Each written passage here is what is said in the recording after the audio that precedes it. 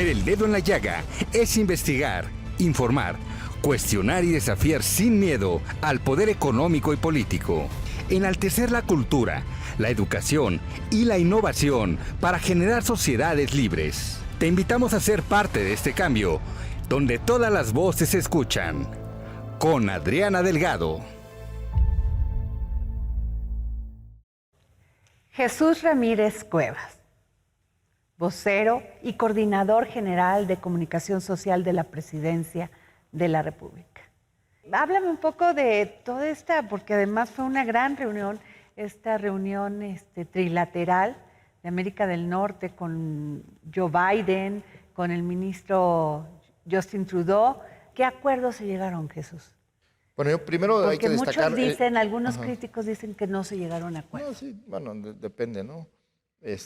Hay temas en puerta que estaban ahí y que siguen ahí, pero yo creo que lo más destacable de esta cumbre es el hecho del clima en el que se da, en el que tanto Canadá y Estados Unidos como México lo que buscaron fue el entendimiento, el acercamiento y mandar una señal de unidad, ¿no? Y eso es algo que normalmente no ocurre en las cumbres, cada quien trae su agenda local o política y la quiere utilizar hacia allá.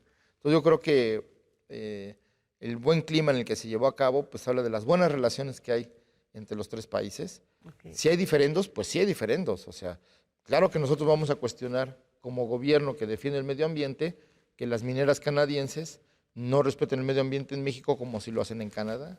Okay. O que las condiciones, digamos, contractuales y de la vida empresarial del sector energético en Estados Unidos tiene una dinámica que no aceptarían la que tenemos en México, con la forma en cómo se dan los contratos de autoabasto, toda esta simulación legal. Entonces, sí hay diferencias, pero también hay digamos, entendimiento del por qué México está tomando las decisiones que está tomando.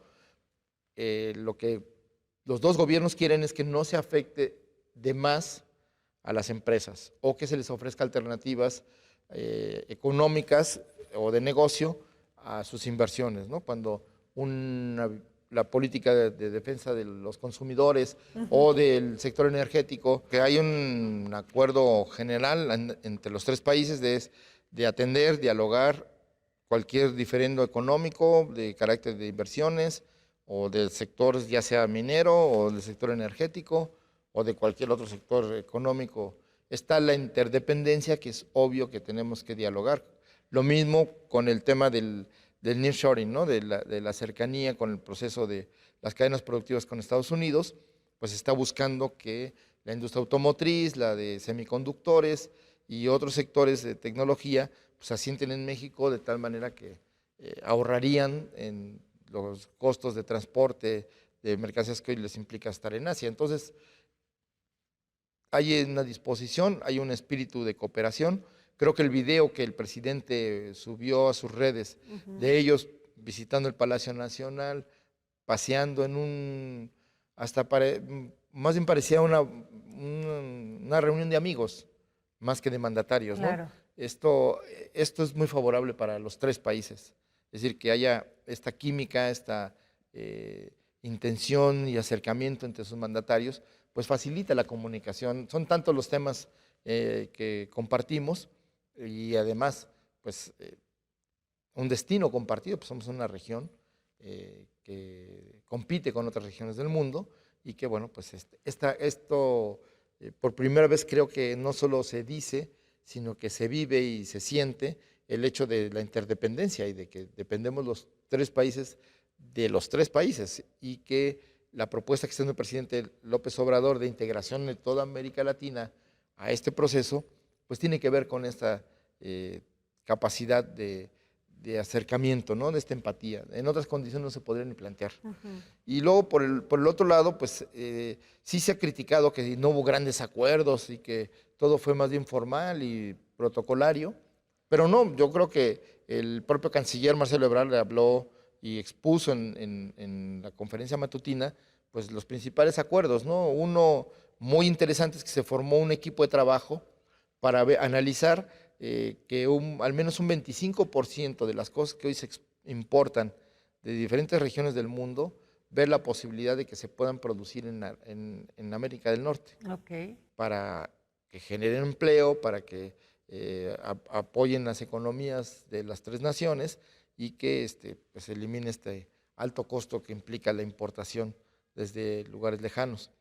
También otro acuerdo muy importante es la ampliación de las energías limpias, ¿no?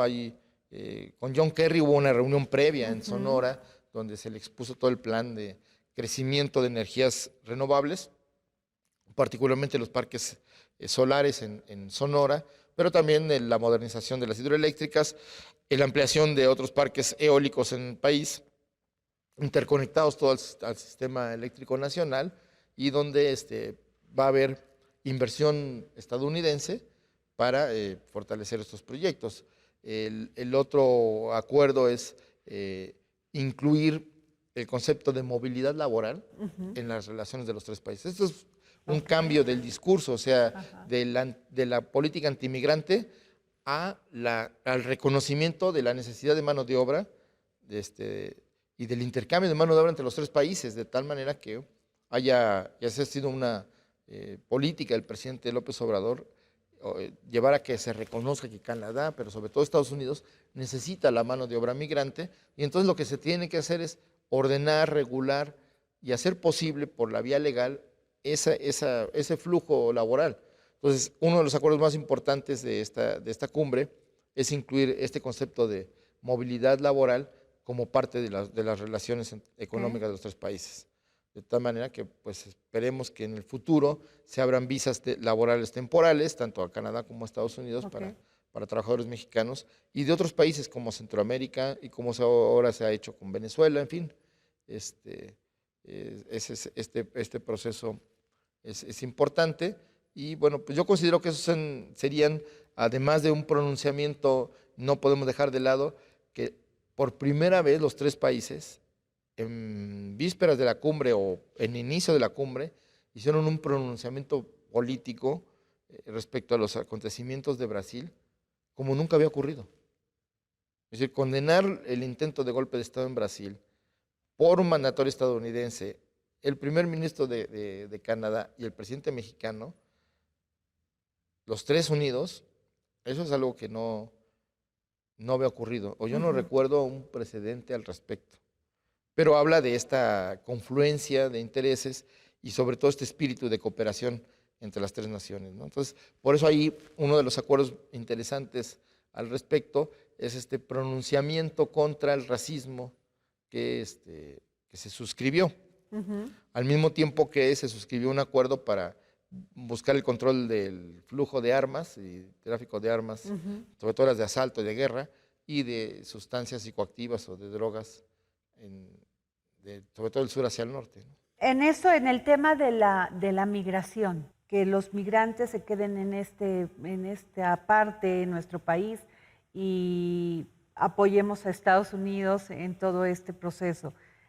¿Tú qué piensas? Bueno, yo creo que lo primero que hay que señalar es que estamos viviendo la oleada migratoria más grande de la historia.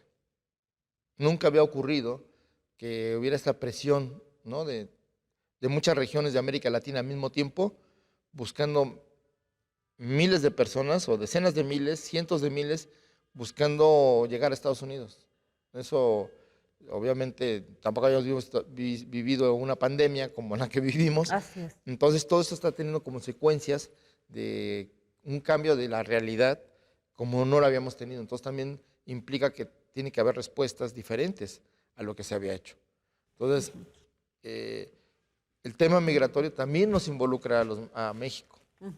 Por eso el presidente ha hecho un énfasis en la necesidad de invertir en Centroamérica y más abajo, pero sobre todo en Centroamérica, que son las naciones que más expulsan personas, El Salvador, Honduras, Guatemala, hacia México y con rumbo a Estados Unidos, para pues, hacer posible que la gente tenga una alternativa económica y no migre, o que si migra, pues lo haga por las vías legales y no sea obligado por las circunstancias, por huir de la violencia o de la persecución política, ¿no? Entonces, creo que ha habido buenos resultados de Es decir, ahorita ya el programa Sembrando Vida como Jóvenes Construyendo el Futuro, pues está en Guatemala, está en El Salvador, está en Honduras. Y los resultados de esta inversión pequeña que está haciendo México está teniendo, digamos, consecuencias, ¿no? Son 20,000 personas que están, bueno, 40,000 en El Salvador, porque son 20,000 sembradores y 20,000 jóvenes. Y está muy bien valuado. El 80% de los que participan en ese programa no quieren migrar. Okay. El propio presidente de El Salvador quería que se ampliara ya se le había hecho la petición a Estados Unidos de que invirtiera para estos programas, pero bueno, aquí la diferencia entre los esquemas que ha manejado México con los que se han manejado tradicionalmente es que las agencias estadounidenses mandan el dinero, pero del 100% de que mandan, pues llega el 10%, porque en el camino entre los administradores en Washington, las agencias, las ONGs, los profesionales, al final lo que se invierte realmente es el 10%. Y por eso, entonces, así nunca, por más dinero que uno meta, no va a tener los resultados que se esperan. Entonces, el modelo que está proponiendo México es asesoría directa con la gente, vínculo directo con las personas involucradas y la inversión directa ahí para que no se desvíe por cuestiones políticas, por manejos o por usos y costumbres de las ONGs o por algún dirigente social o político que ahí maneje las finanzas locales, ¿no? Entonces, ha tenido buenos resultados y ese es, digamos, el que México está comprometido con una visión de mejorar el desarrollo de los países, reducir la brecha de la desigualdad como maneras de combatir la migración.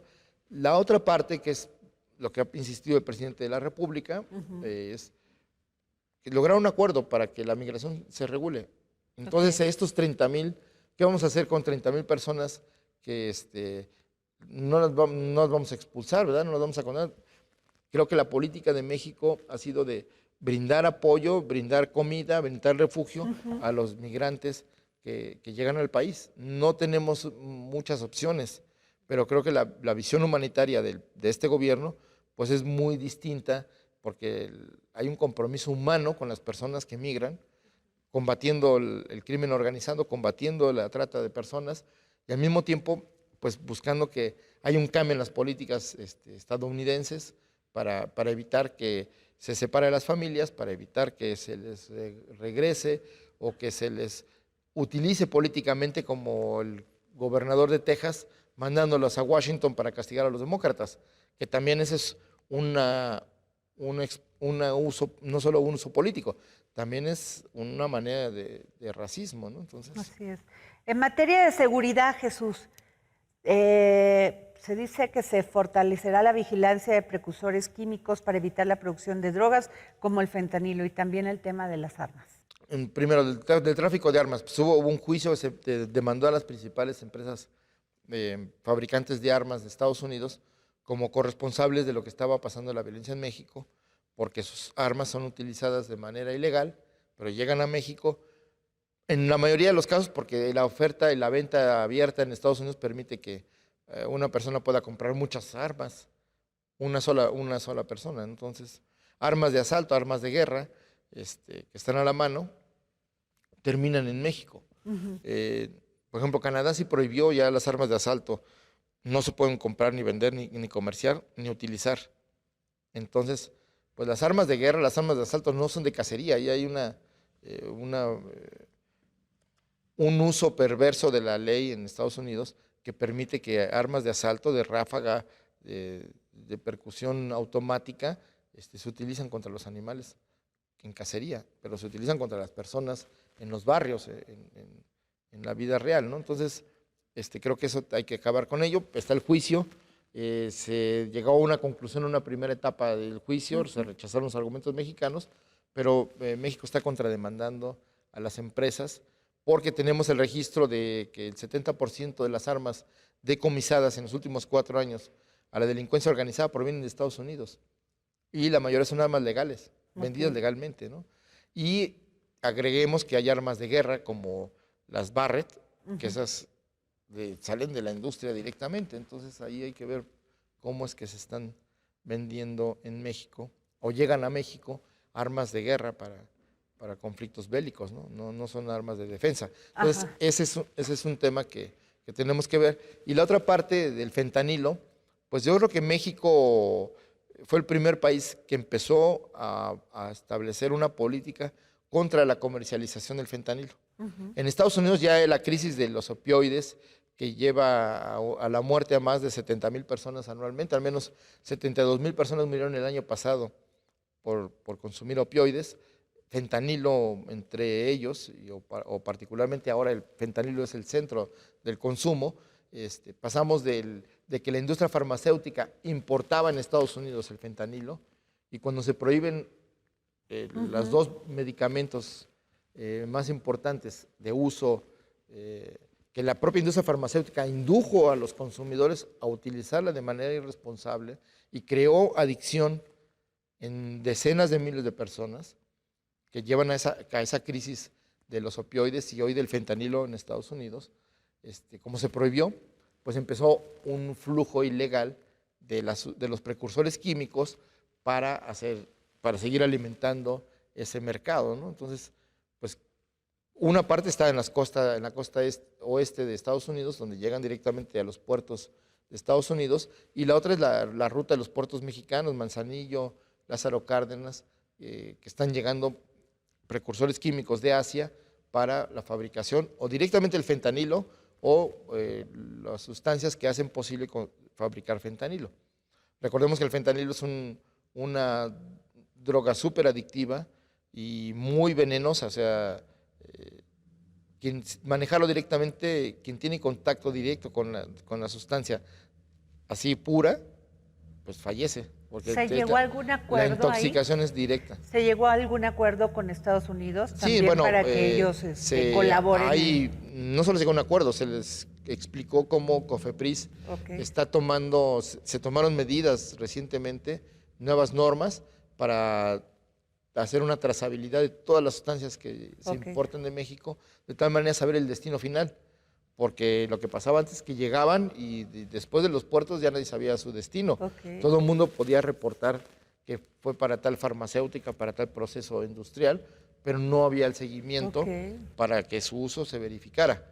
Ahora ya hay una norma donde COFEPRIS, si autoriza la importación, tiene que darle seguimiento junto con la Marina y la inteligencia para que los precursores tengan buen uso, de tal manera que no se desvía hacia los laboratorios, tanto de metanfetaminas como de fentanilo. Entonces estamos en ese proceso. Se les mostraron a los estadounidenses y canadienses, pero sobre todo a las autoridades estadounidenses, pues los resultados de estas estrategias de seguimiento, ahora que la Marina tiene el control de los puertos y de las APIs, aumentó no solo la recaudación, también el decomiso, y entonces pues se requiere una modernización de las aduanas en los puertos, porque es tal la cantidad de mercancía que se mueve que es prácticamente imposible hoy verificar cada uno de los contenedores. Entonces, pero bueno, se está buscando que haya una tecnología capaz de revisar, que esa es de las cosas que platicamos con los Estados Unidos, con las autoridades encabezadas por Joe Biden, que se tuviera la tecnología para poder revisar todos los contenedores y definir y determinar dónde hay alguna sustancia ilegal. El maíz transgénico y todas estas consultas que se están llevando a cabo con el glifosato y todo esto que le preocupa mucho a los Estados Unidos. Pues debía preocuparnos a la humanidad. El uso del glifosato está documentado que acaba con los coleópteros, con las abejas, con las mariposas. Y estos insectos pues son los que hacen posible la vida de las plantas, son los que polinizan, son los que hacen que haya frutos, que haya flores, que haya nuevas plantas, la renovación de la vida vegetal. Entonces, estos insectos son muy importantes también para la producción de alimentos. Y lo que sucede es que con el uso sistemático e intensivo del glifosato, la población de las mariposas y las abejas se ha reducido drásticamente. Hay zonas de Estados Unidos donde tienen que alquilar abejorros porque ya no hay cómo polinizar las plantas. Entonces, está documentado que el uso del glifosato pues no solo controla las plagas, también destruye elementos que hacen posible la vida vegetal y por lo tanto también la capacidad biológica de la renovación para la producción. Entonces, ahí hay un foco rojo para la humanidad. Tenemos que buscar elementos que ayuden a controlar las plagas, que ayuden a defoliar donde los vegetales que hacen daño a otros para que o reducen la productividad, pero tiene que buscarse elementos que no dañen la salud, porque eso también está documentado que el glifosato daña la salud de los campesinos o de quienes hacen un uso inadecuado de esta sustancia. Entonces, y que además, una vez utilizado en el campo, pues va al suelo y del suelo a los mantos freáticos y entonces también tiene, digamos, se amplía la contaminación. El uso de agroquímicos debía ser mucho más reducido y controlado. La contaminación química del país es muy alta. Entonces no hay una conciencia ni en el sector productivo ni en la población de las consecuencias del mal uso de estas sustancias. Entonces creo que es importante educar, pero también cuando se pone este tipo de restricciones es en beneficio de la salud, porque está documentado. Entonces, aquí el tema es que, bueno, ¿qué va a prevalecer? ¿El interés económico de un sector o la salud de la población? Y aquí lo que se ha hecho valer, digamos, en principio, es este principio precautorio de que ante el riesgo y la posibilidad de un daño a la salud, pues se controle, se reduzca, se analice. Y lo que se acordó en materia de los maíz transgénicos es crear una comisión binacional que precisamente haga este análisis científico de cuáles son las consecuencias a la salud, al medio ambiente y, bueno, pues las posibilidades también de sustitución a mediano y largo plazo de estas sustancias que son dañinas a la salud. Estamos a 2 años del cambio de gobierno de la presidencia de la República, del gobierno de México. Ya empiezan pues estos embates políticos, ya hay alianzas, ya la oposición dijo que va a ser una gran alianza para derrotar a Morena en el 2024. Como toda lucha electoral, pues empiezan las confrontaciones, empiezan los golpes bajos, empiezan pues la lucha encarnizada por el poder. ¿Cómo ves tú este escenario? Pues esto no ha terminado, pues es la continuación de lo que hemos vivido. Más exacerbado, va a ser mucho más intenso, a lo mejor más ruin y más vil, ¿no? Porque ya sin principios, pues lo que sirva para atacar al adversario, pues no importa que sea, ¿no? Mentiras, noticias falsas, ataques morales sin base, pero bueno, el chiste es afectar al otro. Eso me parece deleznable, pero la parte de la intensidad del debate y todo, pues venimos de que, o sea, lo que hemos vivido en los últimos 4 años es una discusión sobre el futuro del país y de las políticas que se ha llevado a cabo este gobierno, si mejoran o empeoran la situación, ¿no? Para la oposición, como para los intelectuales que la respaldan, pues es el desastre. Nunca había habido tanto desastre institucional y presupuestal y tantas afrentas a tantos sectores, ¿no? La clase media, los niños, en fin. Pero todo eso es un uso político de esos temas. Porque al final de cuentas no es tan cierto lo que están diciendo. Y lo que sí hay es una intención de que en cada batalla, ¿no? De cualquier tema, está en puerta la derrota del gobierno, ¿no? Entonces ya a partir de esa derrota, entonces ya vamos a acabar con ellos. Lo dice Aguilar Camín, lo dicen en los noticieros, hasta lo dicen los conductores de muchos medios que uno pensaría, bueno, lo que va a dar la noticia, ¿no? Y no, lo que están haciendo es una interpretación ideológica, una interpretación más allá de lo editorial, para apuntalar una crítica al gobierno. Y está bien, tienen su derecho. Pero bueno, con que la gente se dé cuenta y sepa que así es, pues es lo importante, ¿no? Yo creo que de todos modos, la disputa por la nación, que eso es lo que está detrás de esto, qué tipo de país necesitamos, qué tipo de gobierno debe establecerse y qué tipo de democracia tenemos que tener. Entonces yo pienso que vamos a tener una democracia mucho más intensa, un debate más fuerte, más abierto y pues como si hay una preocupación de los sectores afectados por la política actual del presidente López Obrador, pues están buscando el momento de revertir los cambios y de regresar al pasado que tuvimos, porque ellos sí están muy nostálgicos del pasado, no tienen proyecto de futuro, no tienen proyecto de nación, sino están pidiendo que regresemos a lo que teníamos, que era mejor que lo que tenemos según ellos, ¿no? Entonces, pues hay que saquen sus conclusiones los ciudadanos, si el pasado es mejor que este intento de construir el porvenir, tomando en cuenta a todos o a la mayoría, entonces, pues yo creo que está bueno, está interesante. La reforma electoral, por ejemplo, se pasó para esta discusión en este año. Bueno, ya la reforma electoral ya se ha discutido, el plan B que se dice. El plan B, sí. Pues ya se hicieron las reformas, solo falta un par de detalles ahí que quedaron pendientes. La oposición dice que lo quiere hacer Morena como molde para que les quede bien. Pero no es verdad, porque no hubo reforma constitucional, entonces no se modificó ninguna estructura, solo se redujeron los gastos, solo se modificó, digamos, la estructura administrativa para que se ajustara el gasto. Entonces sí, no desaparecen las autoridades locales, porque están diciendo, no, van a quitar los OPLES y van a quitar a las autoridades locales y va a quedar solo el INE centralizado haciendo elecciones. No, va a seguir funcionando la misma estructura, pero más reducida.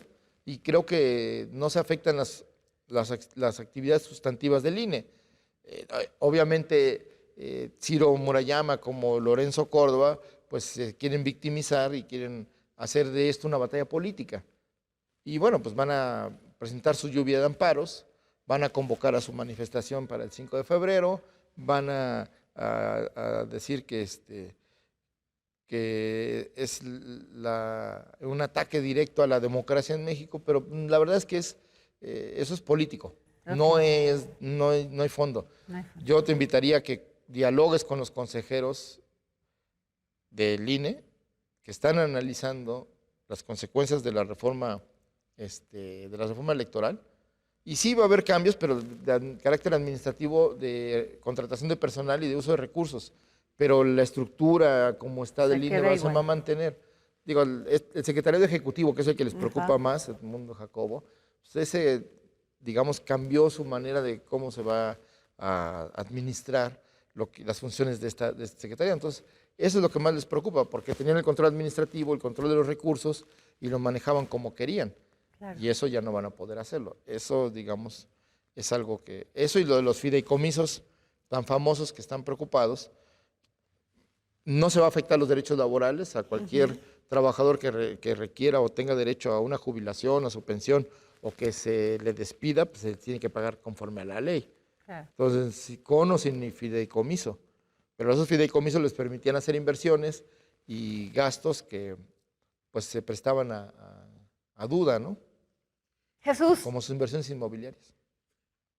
El presidente ha hablado de las corcholatas. Muchos acusan, los opositores al gobierno, acusan que utilizan sus cargos públicos para hacer promoción. Bueno, estamos viendo un cambio de régimen político y obviamente los usos y costumbres del viejo régimen pues se han hecho pedazos, ¿no? Uno muy conocido es el del tapado, ¿no? Es decir, la sucesión presidencial durante la época del régimen priista, pues era una decisión unilateral del presidente de la República y tenía su tapado, o sea, una figura, un político o un funcionario al cual él iba a dar otorgar pues la garantía de ser el próximo sucesor de la presidencia de la República. Y eso ya se acabó, se rompió, no solo por la alternancia, sino ahora pues por la decisión del presidente de la República, pues de abrir el libre juego de, digamos, de aspiraciones, de pronunciarse por ser quienes tengan esa aspiración y posibilidad de ser candidatos a la presidencia de la República, pues que lo hagan de manera abierta, siempre y cuando, y eso sí, siempre y cuando es muy importante, no usar recursos públicos, no usar el tiempo de la función pública para esa tarea, sino en su tiempo libre, pues ahí podrán hacer su luchita y sus manifestaciones como ciudadanos, y bueno, pues eso es lo que se espera. Esto cambia evidentemente la lógica política de un juego palaciego que era el tapado, o las discusiones internas de los partidos y los grupos de interés de quién puede ser el sucesor, y de hacerlo de manera abierta, con varias figuras, y que además pues, la gente está viendo, están bajo el escrutinio público, viendo su tarea, su trabajo en el gobierno, como pues tomando nota de sus capacidades, sus posibilidades y digamos, su compromiso con la gente, ¿no? Entonces, eso es nuevo. Y bueno, pero como toda experiencia nueva, pues tendrás que tomarse lo bueno y ver después de analizar las debilidades de esa propuesta. Jesús, ¿es fácil convivir con un escenario de ambiciones personales muy válidas en función de estar participando en un gobierno? Porque todas las corcholatas pues tienen un cargo público. Hay emociones, pasiones de con quién estoy, con quién no. ¿Cómo se lleva ese ambiente al interior del gobierno?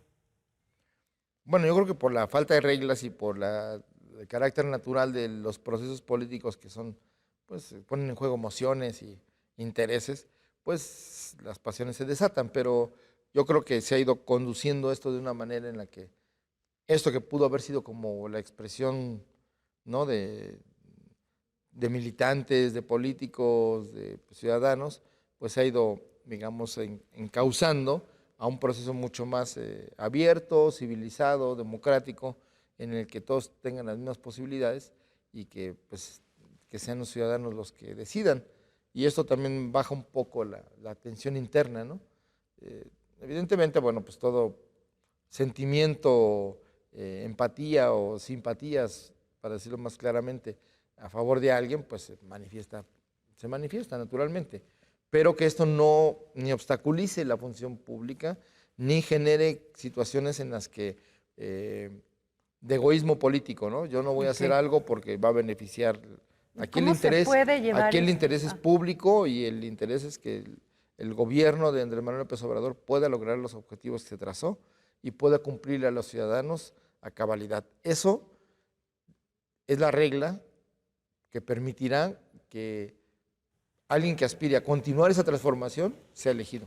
Entonces, la garantía de que pueda haber continuidad, aún con cambio, como dice el presidente, es que la tarea se termine. Y eso implica que todo el gobierno y todos los funcionarios tenemos que cumplir. Y ahí la tarea es superior a la propia ambición personal. Porque esa decisión legítima de ser candidato o aspirar, que es legítimo, puede quedar en entredicho si no se termina nuestra tarea. Y algo que es muy importante, y lo ha dicho el presidente de la República, su principal carta de presentación es su desempeño como funcionarios públicos, no su presentación en sociedad como aspirantes. La gente va a juzgar lo que están haciendo como funcionarios y no como aspirantes. Entonces eso también genera pues una circunstancia distinta, porque entonces todos tienen que enfocarse a hacer bien su tarea como funcionarios públicos en la responsabilidad que les toca para rendir buenas cuentas, si no, ¿qué cara van a pedir el voto ciudadano? Jesús, el Tren Maya. Bueno, yo creo que hay que pensar dos cosas. La primera es que el sureste ha sido una región abandonada. De hecho, ha venido decreciendo. Mientras el país hablaba de números favorables de crecimiento, la economía local de los estados del sureste pues habían venido deprimiéndose económica y socialmente. El abandono, la falta de infraestructura, la imposibilidad de que la mayoría de su población pudiera disfrutar de educación, salud, de transporte y de un modo de vida mínimo y decente. La pobreza se concentra en el sur. Entonces todo el proyecto tanto del tren del Istmo, bueno, del corredor del Istmo, como del Tren Maya, pues van a ayudar a la recuperación económica, al crecimiento, a la generación de empleo, y eso pues también a la reactivación de la economía regional. Y yo creo que pues son proyectos importantes. En un lado, el Tren Maya, pues es un tren que está la mitad del tren va a ser eléctrico, la mitad del recorrido, con lo cual pues las emisiones de gas de efecto invernadero pues no van a ser muy escasas. Eso también atendiendo el medio ambiente. Se está buscando fortalecer las áreas naturales protegidas, ampliando las áreas verdes. De hecho, la zona de Calakmul, junto con la inauguración del tren, se va a abrir la zona de protección más grande después del Amazonas en el continente, entonces, de selva. El rescate arqueológico que está viendo a partir de la obra del Tren Maya es único. Nunca había habido tal, digamos, impacto en las zonas arqueológicas, en zonas donde no se había explorado y sobre todo el proceso de abrirlas a la población. Y tenemos que Cancún es el segundo destino más importante del mundo y la idea es que todos esos turistas o una parte de esos turistas puedan visitar otras regiones del país que hoy se concentran solo en la Ribera Maya, ¿no? Entonces, también eso va a llevar a una derrama económica y a un fortalecimiento económico. En el caso del Istmo de Tehuantepec, pues en el caso del Tren Maya son 1.554 kilómetros de vía. Y como te digo, la mitad, o un poco menos de la mitad, va a ser eléctrico. Y en el caso del corredor del Istmo, pues se están rehabilitando y se están construyendo otros 1.000 kilómetros de vías férreas para transporte de pasajeros y también para transporte de mercancías. Esto es importante porque también disminuye el uso de automotores, el uso de la emisión de gases de efecto invernadero. Va a haber 10 parques industriales donde la modernización de los dos puertos de Salina Cruz como de Coatzacoalcos va a ayudar a que el comercio de Asia pueda llegar a la costa en lugar de dar vuelta por Panamá, pues se pueden ahorrar un par de días que para nivel económico es muy relevante, que harán muy competitivo el corredor del Istmo. Entonces toda esa área va a reactivarse económicamente, va a haber inversiones en energías renovables y bueno, pues habrá empleo y queremos que las comunidades también se involucren en los procesos de producción y de empleo de esa región. Entonces yo creo que esta reactivación va a ser muy provechosa para la región, va a ser un salto, un cambio histórico en las regiones del sureste, porque son varias, digamos, hacia la península como hacia la frontera con Guatemala y Belice, y entonces creo que pues va a favorecer mucho a la población y la idea es que sea un desarrollo con justicia, es decir, que haya productividad, inversión industrial o económica, pero también pues acceso a la salud, a la educación, a redes de carreteras y a la capacidad de que la gente también pueda sacar sus productos y mejorar su economía. Ahora, el gran activo de Morena es, sin duda, Andrés Manuel López Obrador. Él inicia esta transformación. ¿Consideras tú como militante de Morena que vaya a llegar a buen puerto? Que sigan estas corcholatas o estos candidatos con esta herencia y sobre todo ideología de llevar a la cuarta transformación? Bueno, yo pienso que cuando los proyectos, las ideas concuerdan con la realidad, se hacen posibles los cambios.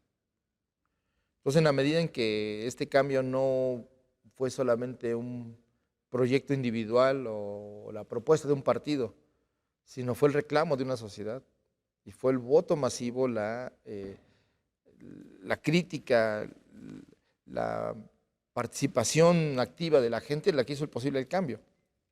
Entonces, para que ocurra la profundización de ese cambio, tiene que seguir habiendo esa conexión.